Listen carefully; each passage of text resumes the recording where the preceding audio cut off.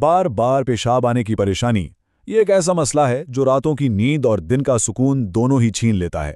आज हम इसकी एक ऐसी पोशीदा वजह और बहुत ही आसान हल पर बात करेंगे जो शायद आपने पहले कभी ना सुना हो। अक्सर लोग यही समझते हैं कि यह मसला या तो शुगर की वजह से है, कोई इन्फेक्शन है या फिर बस बढ़ती उम्र का नतीजा है। लेकिन क्या हो अगर असल वजह कुछ और ही हो, एक ऐसी छुपी हुई कमी जो हमारे जिस्म को अंदर ही अंदर से कमजोर कर रही हो। सोचिए जरा, रात को बार बार आंख खुलना और फिर दिन भर एक अजीब सी थकावट और बेचैनी, ये एक ऐसा चक्कर है जो हमारी जिंदगी के मेयार को बुरी तरह मुतासिर करता है। देखें, दिलचस्प बात यह है कि मसला अक्सर मसाने का होता ही नहीं है। असल जड़ तो उन पट्ठों और आसाब की कमजोरी में छुपी होती है जिनका काम मसाने को कंट्रोल करना है।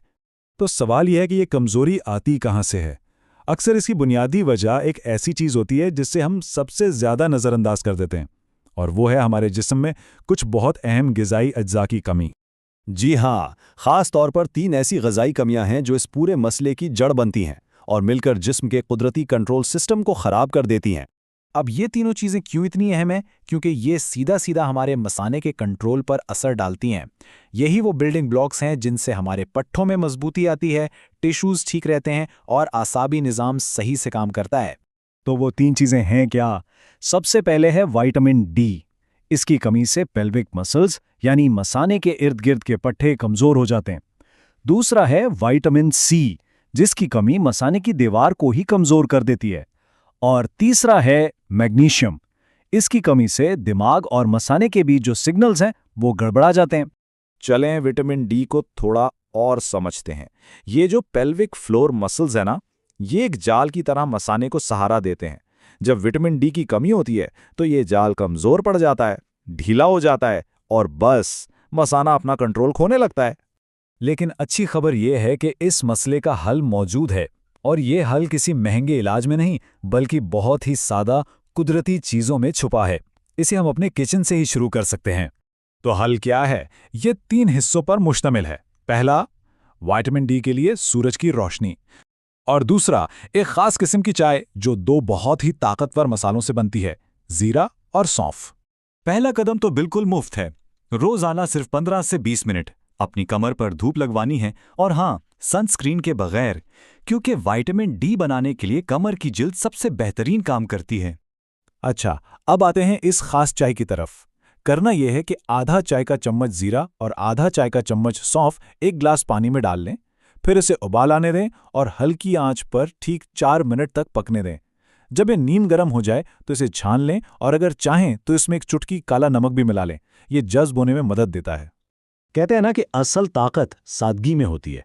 ये रोज़ाना का छोटा सा अमल जिस्म को वही खास ग़िज़ाई अज्जा देता है जिनकी उसे ज़रूरत है, ताकि वो अंदरूनी जलन को कम कर सके और अपने तवाज़ुन को दोबारा बहाल कर सके। तो सवाल ये है कि इस पर अमल करने से नताइज कब मिलना शुरू होंगे? आपको जानकर हैरानी होगी कि तब्दीलियां बहुत जल्दी महसूस होने लगती हैं। पहले ही दिन से आपको महसूस होगा कि जलन में कुछ कमी आई है और नींद गहरी हो रही है। 3 से 5 दिनों में हाजमा बेहतर होगा और बार बार पेशाब की हाजत कम हो जाएगी।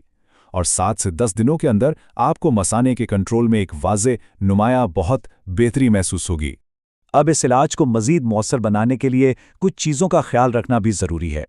एक तरफ वो चीज़ें हैं जो मसाने में जलन पैदा करती हैं, जैसे कॉफ़ी, चाय, सोडा और तली हुई चीज़ें, इनसे परहेज़ करें। और दूसरी तरफ वो चीज़ें हैं जो सुकून देती हैं, जैसे जीरे और सौंफ का पानी, रोज़ाना धूप लेना और हल्की फुल्की चहलकदमी। इनको अपनी ज़िंदगी में शामिल करें। और बात सिर्फ मसाने के कंट्रोल तक महदूद नहीं रहेगी। जब जिस्म अंदर से ठीक होना शुरू होता है तो इसके असरात हर जगह नजर आते हैं।